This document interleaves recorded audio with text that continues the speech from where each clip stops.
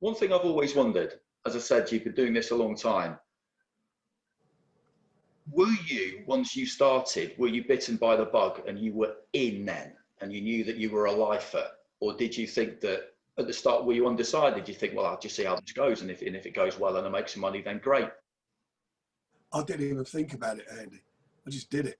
I don't think about things like that. I don't think, I'm going to retire at this age, or I was going to do this.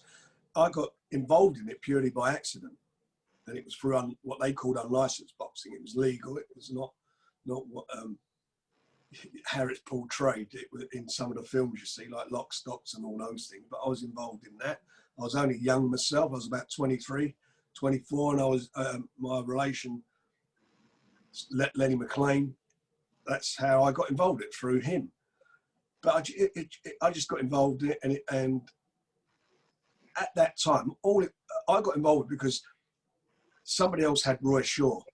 I was a young kid.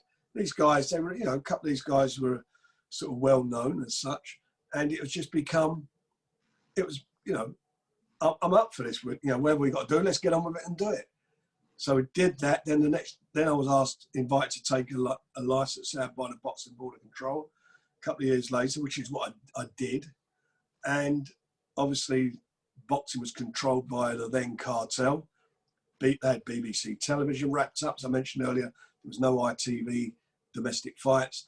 They had the venues. There was all the big venues. They had exclusives on them, and it was just a matter of, wanting to break it down, getting in there, breaking down that thing, so that, for me, it would work for me. It worked for the guys the fighters I was with. So it was a challenge, and I enjoyed it, and I still do. I just got on with it. No long-term plan, nothing at all. Just get on with it and do it, and just keep working hard. I could, putting your house up for collateral, for money for fights, doing all things like that. That's what you do. If you believe in what you're doing, you do it. And I suppose I am a bit of a gambler. I used to bet a lot when I was younger, so I was quite a gambler. And but I knew that I was as good as anybody else who was in there doing it. And over the years, like anybody, you get knowledge the longer you're in it. And I had good people around me, like Ernie Fossey was my matchmaker, very experienced. He was a former fighter, great cornerman, probably the best cutsman ever been in this country. People like him were, working around him, listening to him, watching him. I worked boxers' corners. You look at the early fights, I was in the corner. I worked the corner with my fighters. All those youngsters that I signed, I worked in the corner with them. Joe Bugner's second.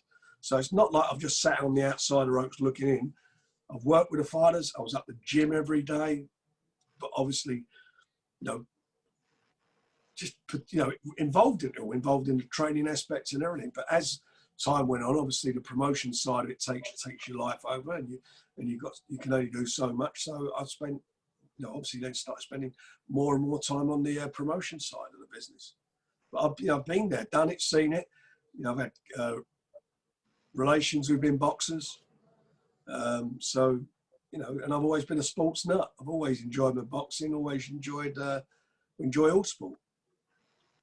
So an absolutely key period, and I was going to ask you at the start actually, but it seemed like a bit of an abrupt way in. Who has been the more formidable opponent, COVID-19 or the cartel? But the situation with the cartel was a really fascinating one, because it's completely different to now. There are lots of different platforms now, and you're just trying to get yourself the best partner you can. Whereas then, there was just the BBC showing boxing, yeah, and Mickey Duff had it. Hence the cartel. I mean, how did you? That must have seemed like an almost impossible task to start with, I'd have thought. Well, I was on my own, and what there was Mickey Duff, Jarvis Stair, Terry Lawless, who was the manager, and Mike Barrett. Mike Barrett had the exclusive on Royal Albert Hall.